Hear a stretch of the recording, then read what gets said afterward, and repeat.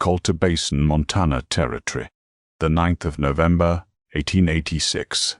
The sky that morning was the color of a fresh bruise, purple and yellow along the western ridgeline, and the air carried a smell that anyone born on the high plains would recognize. It was the smell of iron and ozone, the smell of a winter that had stopped pretending to be autumn. From Marandal, standing barefoot on the frozen mud outside the assay office, that smell carried something else entirely. It carried the end of everything she had built in the 2 years since she had followed her husband Peter across an ocean and into this valley of copper dust and false promises. Peter had been dead 41 days. The mine had not killed him the way mines usually killed men, not with a cave-in or a blast gone wrong. It had killed him slowly, with the white-eyed dust that settled in his lungs and turned his breath into a wet, rattling whisper over the course of a single summer. He had been a salt miner in the old country, a man from Wieliczka, who understood the cathedral silence of deep stone, who could read the veins of a rock face the way a scholar reads a page. But the copper dust of Colter Basin was not the clean salt of Poland. It was poison dressed in a paycheck, and now the paycheck had stopped, and the company wanted its house back. The man who delivered the news was not the foreman. It was the company's land agent, a narrow-shouldered man named Amos Croft, who wore a bowler hat that was always slightly too small for his head, as though his skull had continued growing after the rest of him had decided to stop. He stood on her porch that morning, holding a document that smelled of fresh ink and old authority. His fingers, she noticed, were stained with the same copper residue that stained everything in this town: the water, the snow, the skin of the living and the dead. "Mrs. Dahl, the company extends its sympathies," Croft said, reading from the paper rather than looking at her face. "However, company housing is designated for active employees and their immediate attendants. As your husband's employment has been, terminated by circumstance, the residence at 14 Smelter Row is hereby reclaimed, effective sunset today." "Today," Marin repeated. The word sat in her mouth like a stone. Croft finally looked up. His eyes were not cruel. They were simply empty of anything useful, the way a dry well is empty. "There is a supply wagon heading to Helena in 6 days. I can arrange passage. You might find work there. And laundry, perhaps, or domestic service." He paused, and something flickered across his face, brief and strange. He glanced down at the document, then back at her, and for a moment his jaw tightened as if he were biting down on a word he had decided not to say. He folded the paper and tucked it into his coat. "I am sorry about Peter," he said quietly, and his voice cracked on the name, just barely, as though he had practiced saying it without feeling and had failed at the last instant. "He was the only man in the shaft who ever asked me how my boy was doing." Then Croft turned and walked away, his too small hat bobbing down the rutted road, and whatever human thing had surfaced in him sank back beneath the efficient machinery of his purpose. By noon, the neighbors had begun to look away, not with hostility but with the practiced avoidance of people who understood that misfortune could be contagious. The women of Smelter Row, who had brought her broth and bread in the first week after Peter's death, now kept their doors closed. Their husbands still worked the same mine that had poisoned hers. Sympathy was a luxury that expired quickly when the temperature dropped and the woodpile was finite. Marandal was an outsider twice over. She was a widow in a camp that counted its women by the men who owned them, and she was a Pole in a town of Cornish and Irish miners, a woman who spoke English with a soft, rolling accent that made men look past her as though she were furniture, that had learned to talk, her ways of preserving food, her habit of talking to the soil in her small garden, the strange, sharp-smelling poultices she made from pine pitch and rendered fat. These things marked her as foreign, as other, as someone whose knowledge came from a place too far away to be trusted. By 3 in the afternoon, 2 company men arrived with a handcart. They did not knock. They removed her belongings with the businesslike indifference of men clearing a workspace. The iron cookstove was too heavy and too much company property, so they left it. Everything else went onto the frozen ground outside. A wooden trunk that Peter had built on the ship crossing. A rolled mattress that smelled of him still, of the clove oil he rubbed on his chest when the coughing got bad. A canvas sack of tools, a small crate of books, most of them in Polish, their spines cracked and stained with salt dust from another life. The town watched through windows frosted with their own breath. They saw a problem being tided away, a thread snipped. Maren stood beside her pile of belongings and looked east, toward Helena and the life Croft had prescribed for her. A laundry, domestic service, a slow erasure of everything she was into the steam and lie of someone else's household. Then she looked west, toward the mountains where the tree line rose in a dark, jagged wall against the yellowing sky. She thought of her husband, not of his death, but of his hands. Thick, square hands with nails perpetually rimmed in white from the salt mines of his youth. Hands that could feel the moisture content of a rock wall by touch alone. He used to press his palm flat against the stone and close his eyes, and she would watch his lips move as he counted something she could not hear. "The surface is a fool, Maren," he had told her once, early in their marriage, when she asked him what he was listening for. "Everything on top is noise, wind, weather, the opinions of men. That go down, go deep enough, and the earth has its own warmth, its own rhythm.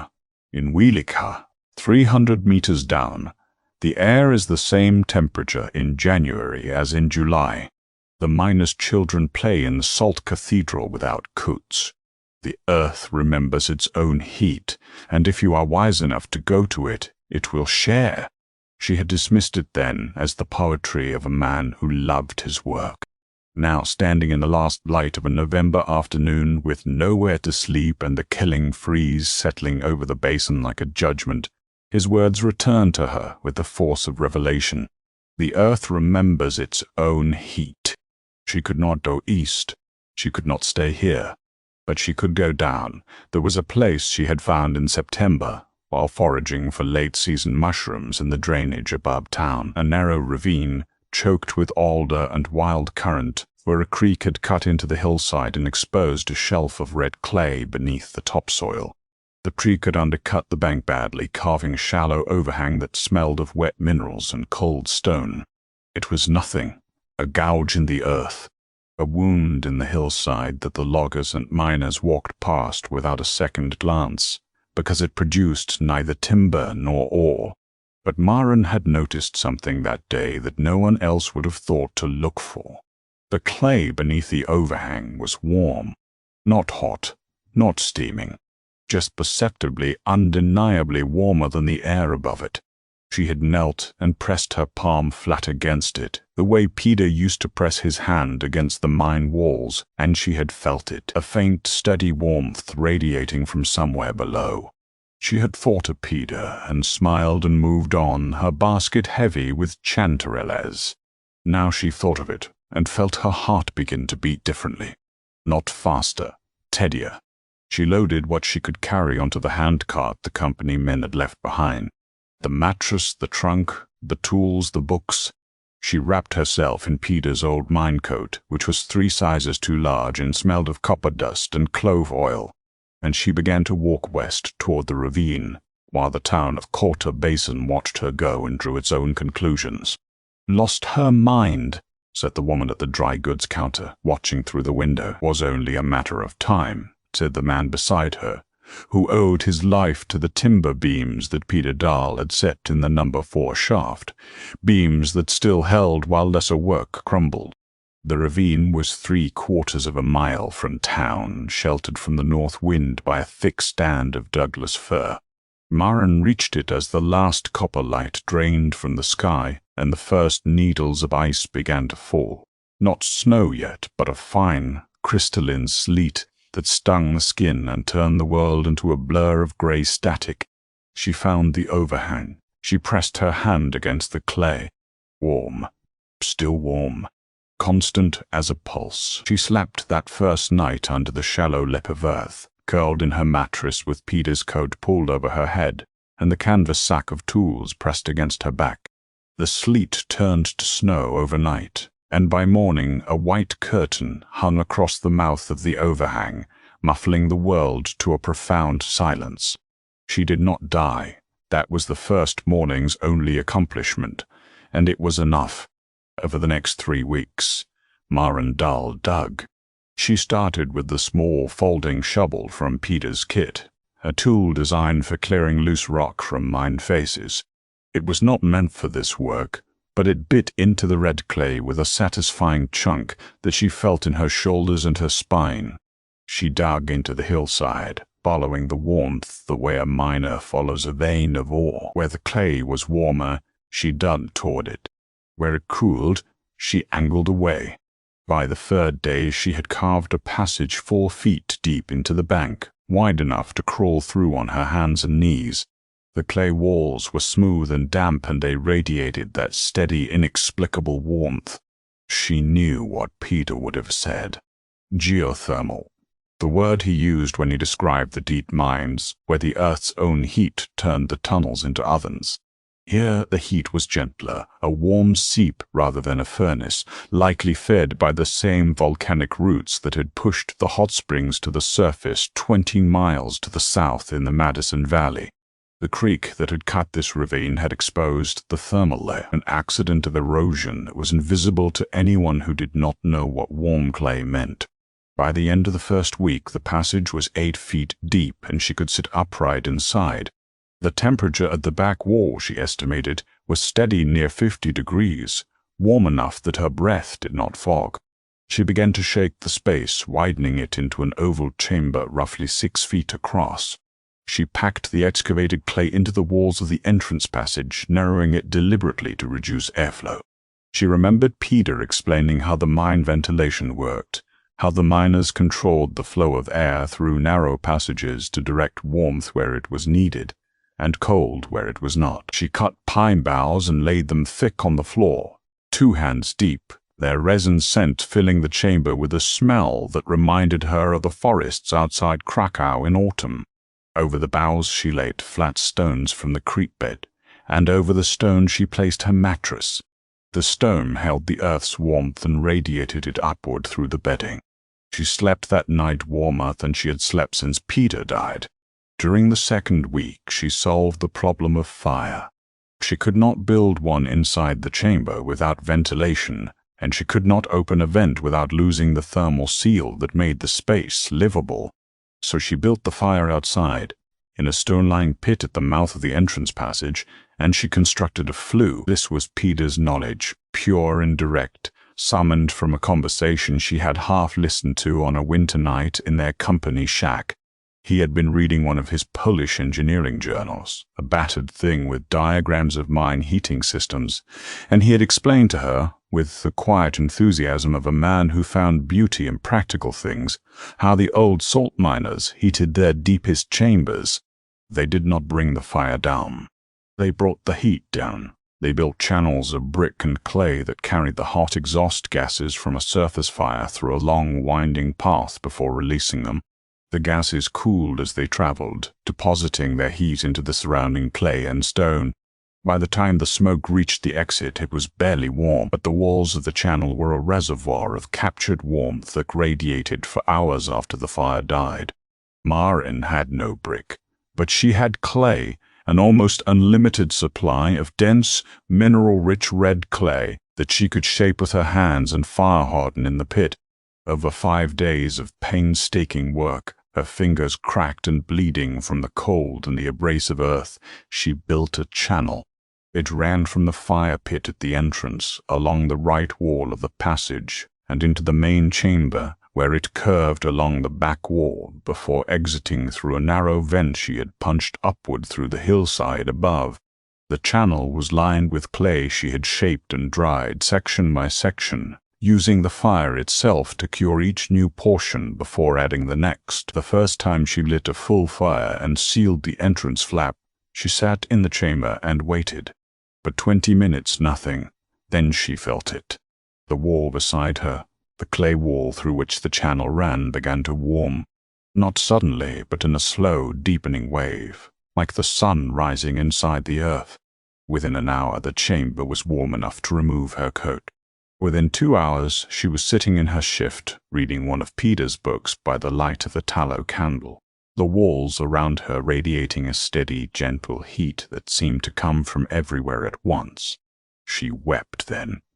Not from sadness, but from the overwhelming sensation of being held by warmth in the middle of a world that was trying to freeze her out of existence. The tears ran down her face, and she did not wipe them. She let them fall onto the open page of Peter's journal, where his small, precise handwriting described the thermal properties of clay in a mixture of Polish and broken English. Then she stopped crying. She dried her face with her sleeve. She turned the page and kept reading. By the end of November, the chamber was complete. She had lined the interior walls with a thick layer of clay mixed with dried grass, smoothed and hardened into a surface that was almost like plaster. The floor was stone and pine, warm and dry. The entrance passage was narrow and angled, sealed with a heavy flap of canvas weighted with rocks designed to trap the warm air inside, while allowing her to come and go. She had stocked the chamber with firewood, dried meat, a sack of flour she had traded for with the last of Peter's copper dust pay, and 2 buckets she kept filled with creek water before it froze. The men of Coulter Basin did not think of her often. When they did, it was with the vague, comfortable certainty that she was dead. Amos Croft noted her absence in the company ledger with a single line: Widow Dahl, departed November 9th. Destination unknown. Silas Brennan, the mine superintendent and the most respected builder in the basin, mentioned her once in the saloon, in early December. Brennan was a large man from Cornwall, a man who had built his own house with hand-squared timbers and a stone chimney that was the envy of the camp. He knew wood and stone the way a priest knows scripture, with absolute unquestioning authority. The Dahl woman, he said, shaking his head, went up into the hills, digging in the dirt like a badger, the trapper said. Poor creature, the first real cold will finish her. You cannot cheat winter with a hole in the ground. The ground freezes. Everyone knows that. The men around him nodded. Everyone knew that.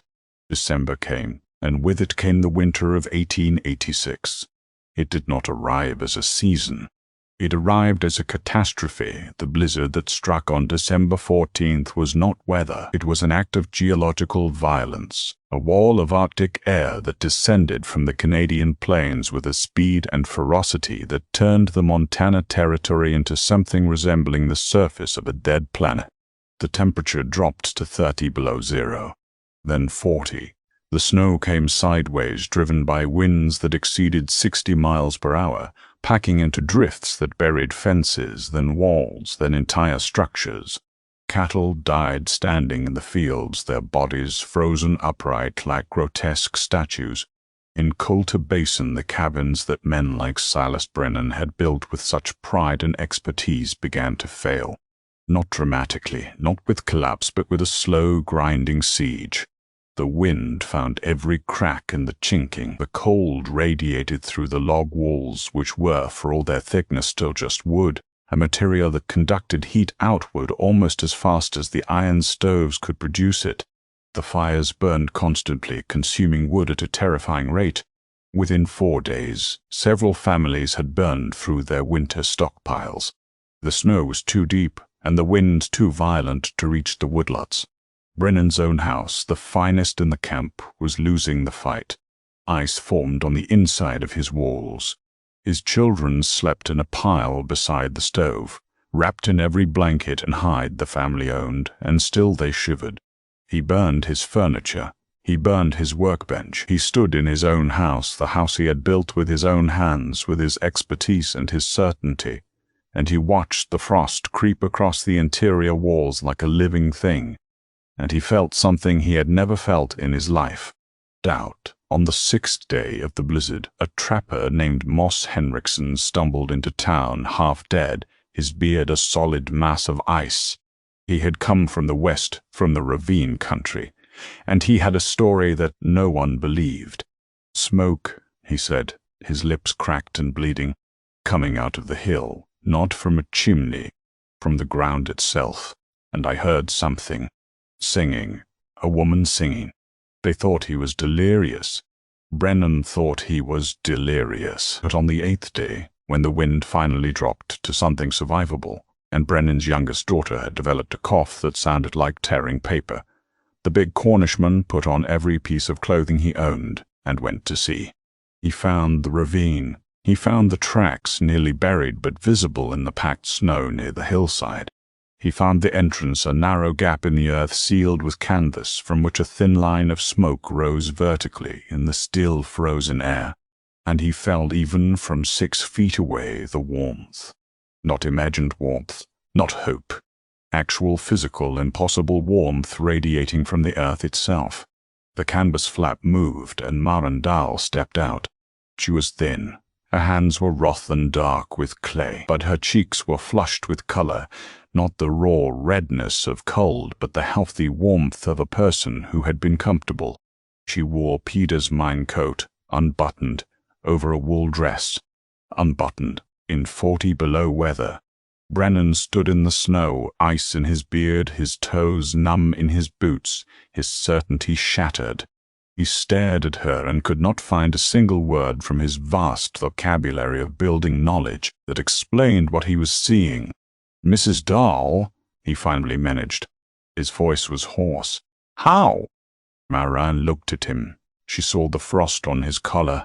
She saw the fear in his eyes, the particular fear of a competent man who has discovered the limits of his competence.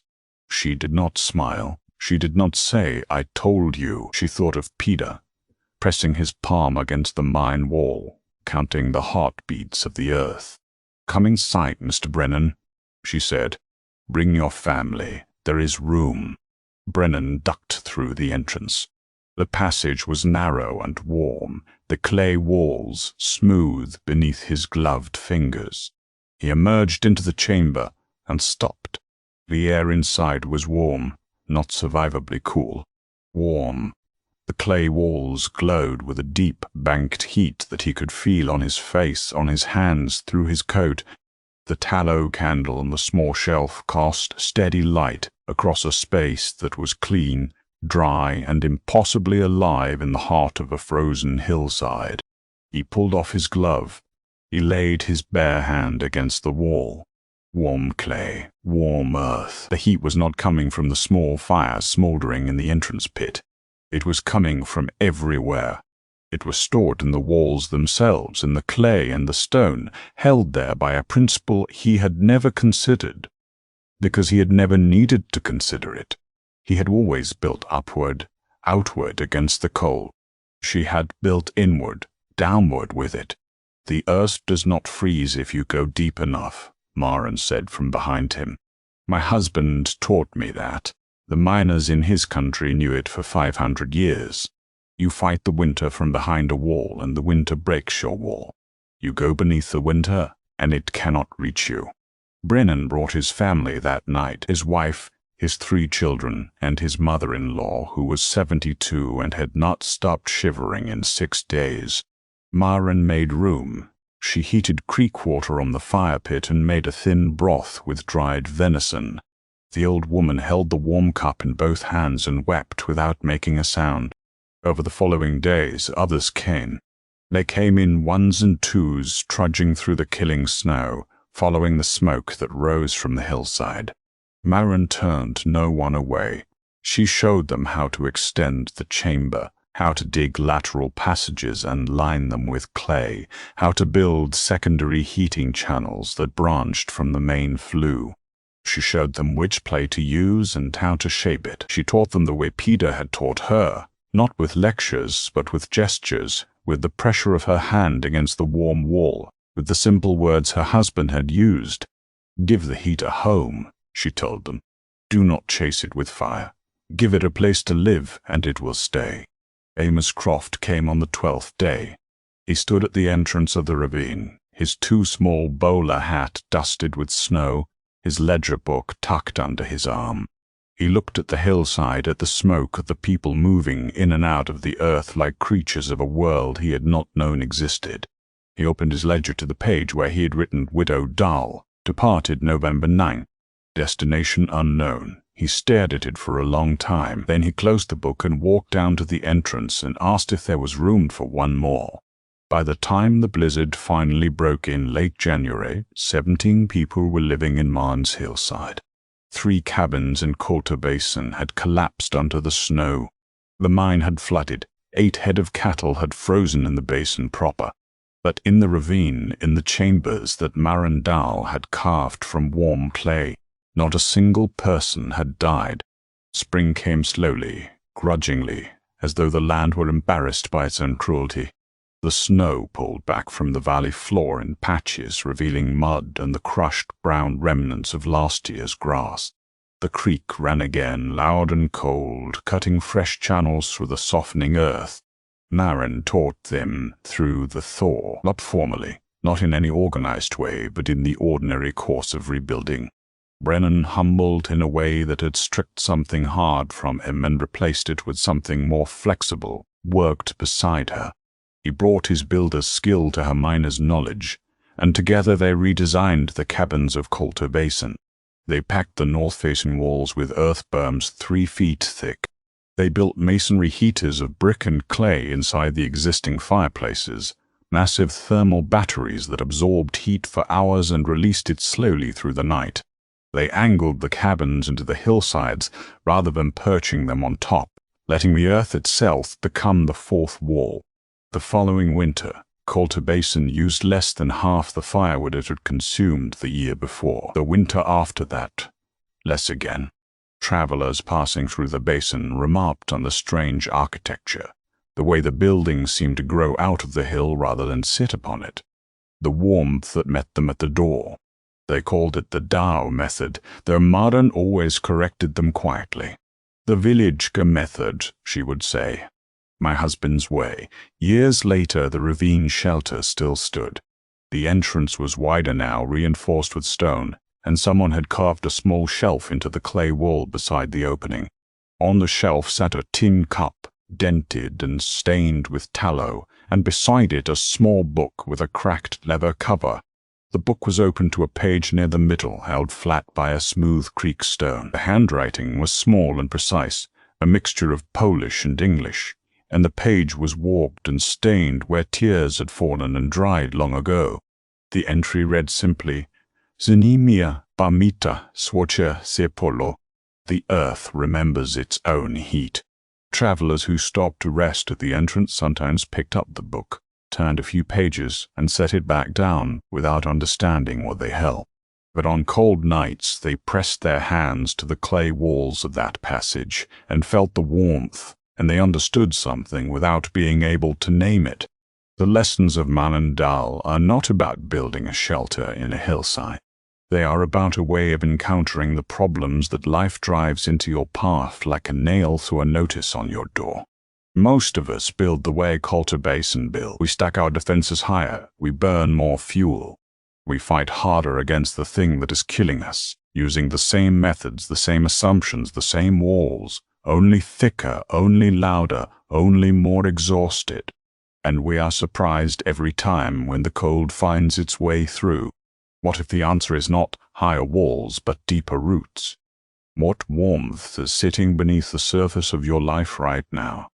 Steady and constant, waiting for you to stop building upward and start digging down. What knowledge did someone give you, someone who is gone now, that you filed away as quaint, as impractical, as the ramblings of a person from a world that no longer exists? What entrance have you been walking past every day, overgrown and unremarkable, that leads to the one place the cold cannot reach you? The town will call it madness. The experts will call it a grave. Let them. Your clay is waiting. Your warm earth is waiting. Start digging. This story is a historically inspired reconstruction. The characters are fictional and the events are a dramatization of survival principles related to geothermal shelter and thermal mass construction. The content is presented for entertainment and inspirational purposes only and does not constitute professional engineering, architectural, or survival advice. always consult with qualified professionals before undertaking any building or survival-related activities.